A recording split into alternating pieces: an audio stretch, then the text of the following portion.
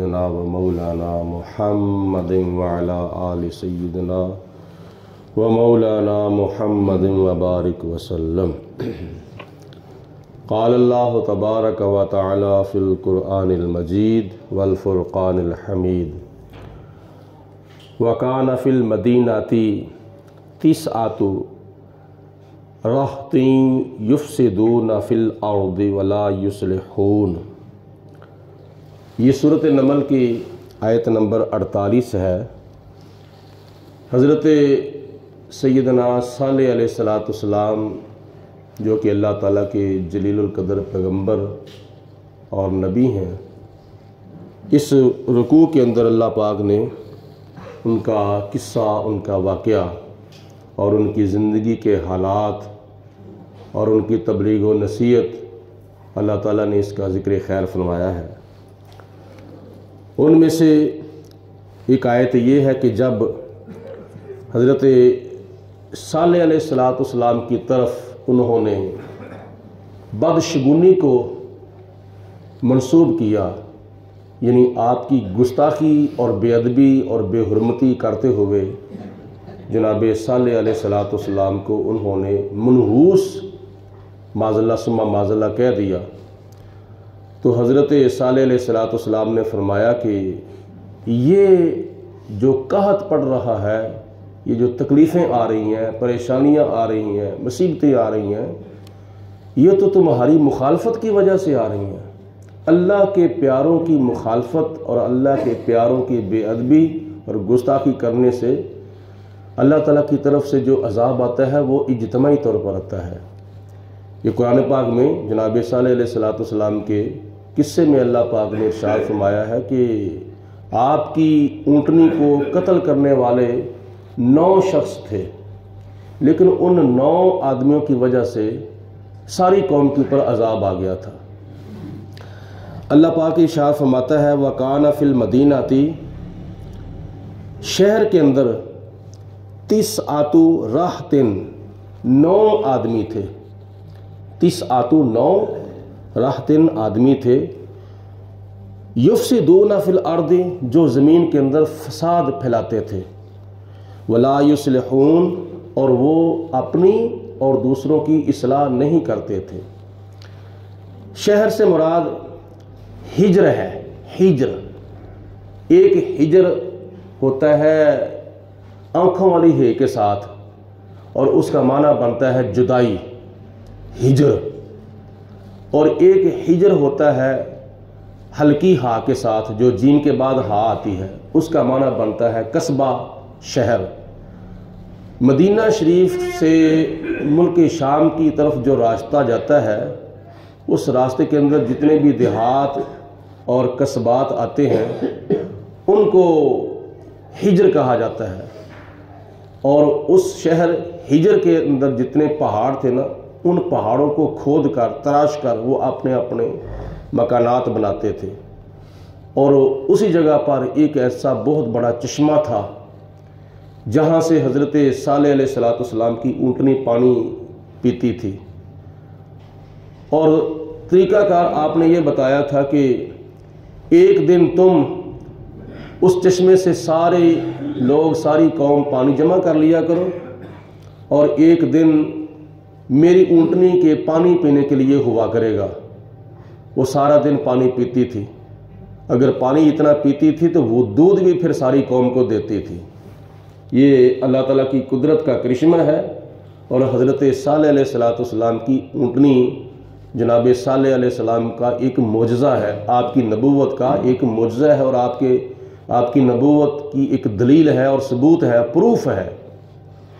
اگر وہ اتنا پانی پیتی تھی تو پھر وہ دودھ بھی پوری قوم کو دیتی تھی۔ ایسے مفسرین نے لکھا ہے کہ وہ جتنے بھی ہجر شہر کے قصبات اور دیہات اور جتنے بھی علاقے ہوتے تھے، ان علاقوں میں سے کسی علاقے کے اندر بھی وہ اونٹنی پھرتی پھرتی جاتی تھی، وہ بستی والے اس کا دودھ دوتے تھے، اور ان کے اپنے گھر کے برتن بھر جاتے تھے، لیکن حضرت صالح علیہ السلام کی اونٹنی کے تھنوں سے دودھ ختم نہیں ہوتا تھا، حتیٰ کہ پوری پوری بستی میں سے کسی گلی کے اندر، پورے قصبات میں سے کسی قصبے کے اندر بھی وہ چلی جاتی تھی پھرتے پھرتے، اور ہر کوئی اس کا دودھ دھوتا تھا، ہر گھر والے دھوتے تھے، لیکن دودھ ختم نہیں ہوتا تھا۔ ختم ہو بھی کیسے؟ یہ اللہ کی قدرت کا کرشمہ تھا اور حضرت صالح علیہ السلام کی نبوت کا معجزہ تھا۔ تو معجزہ ہوتا ہی وہ ہے کہ جو انسان کی سمجھ میں، انسان کی عقل میں، انسان کے شعور میں، انسان کے فہم میں نہ آئے۔ اگر کسی کی سمجھ میں آ جائے تو وہ معجزہ نہیں ہے، اور ہماری عقل جو ہے وہ بہت ہی محدود ہے، اور اللہ کے نبی کا جو معجزہ ہوتا ہے وہ لامحدود ہوتا ہے، کیونکہ ایک پاؤ کی پیالی کے اندر کلو دودھ نہیں آ سکتا۔ اگر کلو کی پیالی کے پاؤ کی پیالی میں دودھ آ جائے کلو، تو وہ کلو دودھ نہیں ہوتا، یعنی ایک پاؤ کی پیالی میں پاؤ دودھ ہی آئے گا، کلو نہیں آئے گا۔ اس لیے ہماری عقل کا جو احاطہ ہے وہ اتنا نہیں ہے، ہماری عقل بڑی محدود ہے۔ ہماری عقل کا جو احاطہ ہے وہ اتنا نہیں ہے، ہماری عقل بڑی محدود ہے، لیکن اللہ کے نبی کا جو معجزہ ہوتا ہے وہ لامحدود ہوتا ہے، وہ انسان کی عقل میں نہیں آ سکتا۔ ما یوجز بہ العقل، اللہ کے نبی کا معجزہ ہوتا ہی وہ ہے جو انسان کی عقل کو عاجز کر دے۔ اور ایک بات یہاں پہ اور یاد رکھیں، معجزہ اللہ کے نبی کی صفت ہے، ذات نہیں ہے۔ ایک بندے کی صفت ہوتی ہے اور ایک بندے کی ذات ہوتی ہے۔ مطلب کہ مثال کے طور پر آپ کے امام صاحب ہیں، آپ کے خطیب صاحب ہیں، آپ کے استاد ہیں، یہ امام کا ہونا صفت ہے، خطیب کا ہونا صفت ہے، استاد کا ہونا صفت ہے، اور محمد جاوید القادری یہ ہونا ان کی ذات ہے۔ مطلب یہ ہے کہ ذات بالا تر ہوتی ہے، معجزہ بندے کی اللہ کے نبی کی صفت ہوتی ہے۔ اللہ کے نبی کا جو معجزہ ہے وہ کسی کی عقل میں، کسی کی سمجھ میں، کسی کے فہم میں، کسی کے شعور میں نہیں آ سکتا، تو اللہ کے نبی کی ذات جو ہے وہ اس کی سمجھ کس طرح کس کو آ سکتی ہے۔ اس لیے اللہ کے نبی کی ذات کو سمجھنا یہ انسان کی عقل کا بس نہیں ہے۔ جب معجزہ سمجھ میں نہیں آتا، مطلب یہ ہے کہ جب صفت کی سمجھ میں نہیں آئے گی، صفت کسی کی سمجھ میں نہیں آ سکتی، تو پھر ذات کسی کی سمجھ میں کیسی آ سکتی ہے کہ ذات کی کیا حقیقت ہے۔ نبی پاک علیہ الصلوۃ والسلام نے حدیث پاک میں ارشاد فرمایا، یا ابا بکر لم یعرفنی حقیقتا غیر ربی، اے ابو بکر تم مکہ میں میرے ساتھ، مدینہ میں میرے ساتھ، سفر میں میرے ساتھ، حضر میں میرے ساتھ، احد میں میرے ساتھ، بدر میں میرے ساتھ، خندق میں میرے ساتھ، تبوک میں میرے ساتھ، یرموک میں میرے ساتھ، جوانی میں میرے ساتھ اور بڑھاپے میں میرے ساتھ، ہر وقت تم میرے ساتھ رہتے ہو، اس کے باوجود لم یعرفنی حقیقتا غیر ربی، میری حقیقت کو میرے رب کے سوا کوئی نہیں جانتا۔ اے ابو بکر میری حقیقت کو میرے رب کے سوا کوئی نہیں جانتا۔ تو جب 1400 سال پہلے جناب ابو بکر صدیق رضی اللہ تعالیٰ عنہ نبی کریم علیہ الصلوۃ والسلام کے ساتھ ہر وقت رہنے والے، وہ جناب ابو بکر صدیق نبی پاک علیہ الصلوۃ والسلام کی ذات کو سمجھ نہیں سکے، یعنی حضور علیہ الصلوۃ والسلام کی حقیقت جناب ابو بکر صدیق کی سمجھ میں نہیں آئی، تو 1400 سال بعد کیسے کسی کے سمجھ میں آ سکتی ہے؟ ویسے ہی کوئی کہہ دے کہ نبی ہم جیسا، ہم نبی جیسے، یہ کیسا عقیدہ ہے؟ نبی پاک علیہ الصلوۃ والسلام کو اللہ پاک نے بے مثل و بے مثال بنا کر بھیجا ہے، یہ ہے اہل اسلام کا عقیدہ۔ تو مطلب یہ ہے کہ حضرت سیدنا صالح علیہ الصلوۃ والسلام کی اونٹنی جو تھی وہ جناب صالح علیہ السلام کی نبوت کا ایک معجزہ تھا اور اللہ کی قدرت تھی، اور وہ سمجھ میں کیسے نہیں آ سکتا معجزہ؟ اس لیے اتنا دودھ دیتی تھی، اتنا دودھ دیتی تھی کہ مدینہ المنورہ سے لے کر ملک شام تک جتنے بھی قصبات اور جتنے بھی دیہات والے لوگ ہوتے تھے، ان میں سے کسی کے گاؤں میں یا کسی کے محلے میں یہ اونٹنی پھرتی پھرتی چلی جاتی تھی، تو جتنے لوگ بھی دودھ دوتے تھے وہ سب لوگوں کے گھروں کے برتن تو بھر جاتے تھے، لیکن حضرت صالح علیہ السلام کی اونٹنی کے تھنوں سے دودھ ختم نہیں ہوتا تھا۔ یہ ہے اللہ کے نبی کا معجزہ جو انسان کی عقل اور سمجھ شعور میں نہیں آ سکتا۔ تو جب معجزہ صفت ہے، صفت کسی کی سمجھ میں نہیں آ سکتی، صفت کی حقیقت کو نہیں کوئی سمجھ سکتا، تو پھر ذات کی حقیقت کو کیسے کوئی سمجھ سکتا ہے۔ اللہ پاک نے ارشاد فرمایا کہ وَقَانَ فِي الْمَدِينَةِ تِسْعَةُ رَہْطٍ، وہ شہر ہجر میں 9 شخص، 9 آدمی ایسے تھے جو یفسدون فی الارض، جو زمین میں فساد پھیلاتے تھے۔ وہ فساد انہوں نے کیسے پھیلایا تھا؟ وہ کیسے انہوں نے زمین کے اندر فساد برپا کیا تھا؟ حضرت صالح علیہ السلام نے منع کیا تھا کہ میری اونٹنی کو کچھ نہ کہنا، یہ اللہ کی اونٹنی ہے، یہ اللہ کی قدرت ہے، میری نبوت کا معجزہ ہے، لہٰذا اس کو قتل نہ کرنا، اس کو تنگ نہ کرنا۔ لیکن پھر بھی جناب صالح علیہ السلام کی دشمنی اور عداوت میں انہوں نے جناب صالح علیہ السلام کی اونٹنی کی جو کونچیں تھیں نا، کونچیں وہ کاٹ دی، یعنی جو پچھلی ٹانگیں تھیں نا، اس کی ایڑیوں کے اوپر جو پٹھے تھے اس کو کونچیں کہتے ہیں۔ انسان کی ایڑی کے اوپر جو پٹھا ہوتا ہے نا، اس کو کونچ کہتے ہیں، کونچ۔ تو اس کی انہوں نے کونچیں کاٹ دیں، یہاں تک کہ جناب صالح علیہ السلام کی اونٹنی کو انہوں نے قتل کر دیا۔ اور جب قتل کر دیا تو پھر اس کو اللہ پاک کی ذات نے فرمایا ہے کہ وہ لوگ زمین کے اندر فساد پھیلاتے تھے۔ تو جو کسی جانور کو قتل کرے، بے زبان اور بغیر قصور کے کسی جانور کو قتل کر دے، وہ تو ہو گیا فسادی۔ تو جو انسان ہو کر دوسرے انسانوں کو قتل کرتا ہے، وہ کیسے اتحادی ہو سکتا ہے؟ وہ بھی سب سے بڑا فسادی ہے۔ کچھ وجوہات ہوتی ہیں جن کی بنا پر اللہ پاک نے یہ حکم دیا ہے، مثلا قصاص لیا جا سکتا ہے، اور مرتد کو قتل کیا جا سکتا ہے، گستاخ رسول کو قتل کیا جا سکتا ہے، اور جانوروں میں سے جو حلال جانور ہیں ان کے اوپر بسم اللہ اللہ اکبر پڑھ کے ان کا گلا کاٹ کے ان کو ذبح کیا جا سکتا ہے۔ یہ کچھ شریعت نے شکیں ایسے پیش کی ہیں جو اس چیز کی اجازت دیتی ہیں کہ بعض انسان واجب القتل ہے، مرتد جو ہے اور واجب القتل ہے، اور گستاخ رسول جو ہے وہ واجب القتل ہے، یا کسی خاندان کا کسی نے قتل کر دیا ہے تو وہ خاندان والے، جو خاندان کے اس مقتول کے جو ورثاء ہیں، وہ قاتل سے قصاص لے سکتے ہیں۔ یہ اللہ پاک نے کچھ چیزیں جائز قرار دی ہیں، لیکن جان بوجھ کے ذاتی انانیت کی خاطر کسی دوسرے کو قتل کر دینا، اس کا پتہ ہے کتنا گناہ ہے۔ قرآن پاک میں اللہ پاک نے ارشاد فرمایا کہ جو بندہ کسی دوسرے کو بغیر قصور کے قتل کر دے، ذاتی طور پر کسی کو قتل کر دے، تو اللہ پاک نے ارشاد فرمایا کہ اس کو اتنا گناہ ہوگا کہ جس طرح اس نے پوری انسانیت کو قتل کر دیا ہے، پوری انسانیت کو قتل کرنے کا اس کو گناہ ہوگا۔ تو اگر کوئی بندہ کسی کو بچاتا ہے، کسی کی جان بچاتا ہے، تو قرآن پاک میں اللہ فرماتا ہے کہ اس کو اتنا ثواب ہوگا جس طرح اس نے پوری انسانیت کو بچا لیا ہے۔ اللہ پاک نے ارشاد فرمایا کہ وہ لوگ وَيُفْسِدُونَ فِي الْأَرْضِ، وہ زمین کے اندر فساد پھیلاتے تھے، اور مدینے کے منافق بھی ایسے تھے جو فساد کیا کرتے تھے۔ اللہ پاک نے قرآن پاک میں پہلے سپارے کے اندر ان کے بارے میں ارشاد فرمایا ہے وَإِذَا قِيلَ لَهُمْ لَا تُفْسِدُوا فِي الْأَرْضِ، جب ان منافقوں سے کہا جائے کہ زمین کے اندر فساد نہ کرو، قالوا انما نحن مصلحون، وہ کہتے ہیں ہم تو لوگوں کی اصلاح کرتے ہیں، ہم تو لوگوں کو سنوارتے ہیں۔ کیا سوار کرتے ہیں؟ کیا سنوارا کرتے ہیں لوگوں کو؟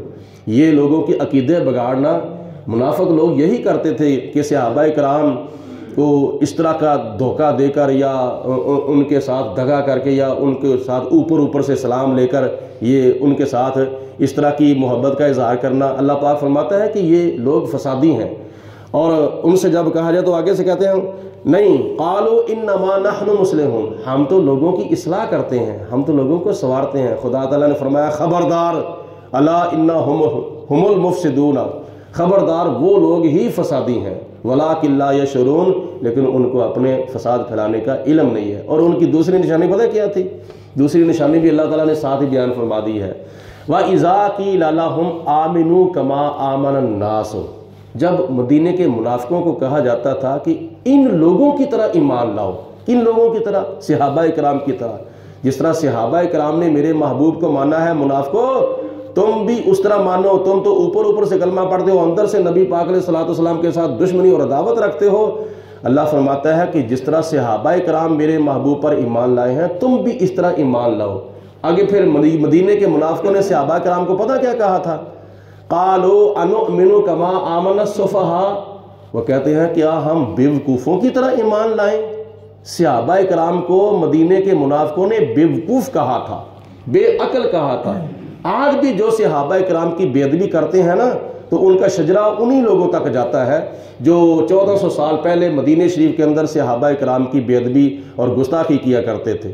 اللہ پاک نے پھر ان کو کیا نام ہے منہ کی ماری۔ وہ کیسے؟ الا انہم هم السفہاء، خبردار بے شک وہ ہی منافق جو ہے وہ بیوقوف ہیں جو صحابہ کرام کو بیوقوف کہتے ہیں۔ ولکن لا یعلمون، لیکن ان کو اپنی بیوقوفی کا علم نہیں ہے۔ اللہ پاک ارشاد فرماتا ہے یہ صالح علیہ الصلوۃ والسلام کے مخالفین اور ان کی اونٹنی کے قاتل جو ہیں وہ زمین کے اندر فساد پھیلاتے تھے۔ ولا یصلحون، اور وہ لوگوں کی اصلاح نہیں کرتے تھے، نہ اپنی اصلاح کرتے تھے نہ دوسرے لوگوں کی اصلاح کرتے تھے۔ اللہ تعالی ہم سب کو ایک دوسرے کی اصلاح کرنے کی توفیق عطا فرمائے۔ اصلاح کا مطلب ہوتا ہے کسی کو سنوارنا، کسی کو بگاڑنا نہیں بلکہ کسی کو سنوارنا، یہ ہے اصلاح۔ ہماری نمازوں کی اصلاح ہونے والی ہے، ہمارے روزوں کی اصلاح ہونے والی ہے کہ بندہ نیکی کرتا ہے لیکن اللہ رسول کی مرضی کے مطابق نیکی نہیں کرتا، اپنی مرضی سے نیکی کرتا ہے تو وہ اس کو چاہیے کہ اپنی نیکی کی اصلاح کرے۔ نماز پڑھتے ہیں تو ہم نہیں دیکھتے کہ ہماری نماز کیسی پڑھی جا رہی ہے، اس کا ظاہر کیسا ہے، اس کا باطن کیسا ہے۔ ظاہر بھی درست کرنا، باطن بھی درست کرنا، اس کو کہتے ہیں اصلاح۔ تو اصلاح ہونی چاہیے۔ اللہ پاک کی ذات بابرکات ہم سب کو عمل کرنے کی توفیق عطا فرمائے۔ تو اپنے آپ کی اصلاح کرنے کے لیے یہ اللہ تعالیٰ کی ذات نے صحیح موقع عطا فرمائے ہیں۔ درس قرآن کا موقع ہے، یا خدا نہ خواستہ اللہ تعالیٰ نہ کرے کسی کے ہاں فوتگی ہو جاتی ہے تو اس کے اصالہ ثواب کے لیے کوئی محفل کی جاتی ہے، کل شریف کی شکل میں، دسویں کی شکل میں، چیلم کی شکل میں، تو سارے دور و نزدیک سے مہمان میزبان جمع ہوتے ہیں تو ان کی کوئی اصلاح ہو جاتی ہے۔ تو اسی طرح خطبہ جمعہ ہے، خطبہ جمعہ کے اندر بھی بعض ایسی باتیں بتائی جاتی ہیں کہ جس کی وجہ سے ہماری تمہاری سب کی اصلاح ہو جاتی ہے۔ تو ایسے موقعوں کو ضائع نہیں کرنا چاہیے اور یہ آخرت کا ذخیرہ سمجھنا چاہیے اور قبر و حشر کا سرمایہ سمجھنا چاہیے۔ جمعے والے دن مسجد میں اول وقت میں آنا یہ بہت بڑا خزانہ ہے، بہت بڑا خزانہ ہے جس کو ہم جان بوجھ کر دنیا کی مصروفیات کی وجہ سے ضائع کر دیتے ہیں۔ یہ تو ان لوگوں سے پوچھو کہ تم قیامت کے دن جو لوگ اول وقت میں آتے تھے اور ان کو اللہ تعالیٰ کتنا ثواب عطا فرماتا تھا۔ تو جان بوجھ کے دیر نہیں کرنی چاہیے، جمعے والے دن خطبہ جمعہ سننے کے لیے اول وقت میں آ کر ایک اونٹ کی قربانی کا ثواب حاصل کرنا چاہیے۔ اللہ پاک ہم سب کو زیادہ سے زیادہ خوش نصیبیاں حاصل کرنے کی توفیق عطا فرمائے۔ وآخر دعوانا ان الحمد للہ رب العالمین، صلاۃ والسلام علیکم رسول اللہ وعلی آلہ وصحبہ وسلم حبیب اللہ، الصلاۃ والسلام علیکم رحمۃ للعالمین وعلی آلہ وصحبہ یا خاتم النبیین۔ اللہم صلی علی سیدنا و مولانا محمد وعلی آل سیدنا و مولانا محمد وبارک وسلم۔ ربنا ظلمنا انفسنا وان لم تغفر لنا وترحمنا لنکونن من الخاسرین۔ یا اللہ ہم تیرے گناہ گار بندے تیری بارگاہ میں حاضر ہیں، یا اللہ پاک ہم سب کو نبی کریم علیہ السلام کی سچی محبت عطا فرما، اپنے دین کے اوپر استقامت نصیب فرما، ہمیں شیطان کے شر سے محفوظ فرما، ہماری ادا کی ہوئی نماز فجر کو اپنی بارگاہ میں قبول و منظور فرما۔ یا اللہ پاک جتنے بھی ہمارے مسلمان بہن بھائی بیمار ہیں ان کو شفا کاملہ عطا فرما، صحت عاجلہ عطا فرما، پریشانوں کی پریشانیاں دور فرما، یا اللہ پاک تنگ دستوں کی تنگ دستیاں دور فرما۔ الہ العالمین سب کے کاروبار میں، مال جان میں برکتیں، رزق حلال میں وسعت عطا فرما، مرتے وقت کلمہ پڑھنا نصیب فرما۔ الہ العالمین سامعین حاضرین کے گھروں میں اپنی رحمتوں برکتوں کا نزول فرما، سب کی پریشانیاں مصیبتیں دور فرما، ہمیں 5 وقت کی نماز باجماعت پابندی سے ادا کرنے کی توفیق عطا فرما، مسجد کے اندر زیادہ سے زیادہ حاضری دینے کی توفیق عطا فرما، دنیا کی غفلت سے بچا، سب کو آخرت کا فکر عطا فرما۔ الہ العالمین ہمیں دنیا کی غفلت، موت کی سختی، قبر کے عذاب، حشر کی شرمندگی، دنیا اور آخرت کی ذلت و رسوائی سے بچا، ہمیں اور ہمارے تمام فوت شدگان کو، ساری امت مصطفیٰ کو قبر کے اندر، حشر کے اندر نبی پاک علیہ السلام کی زیارت اور شفاعت نصیب فرما۔ صلی اللہ علی حبیبہ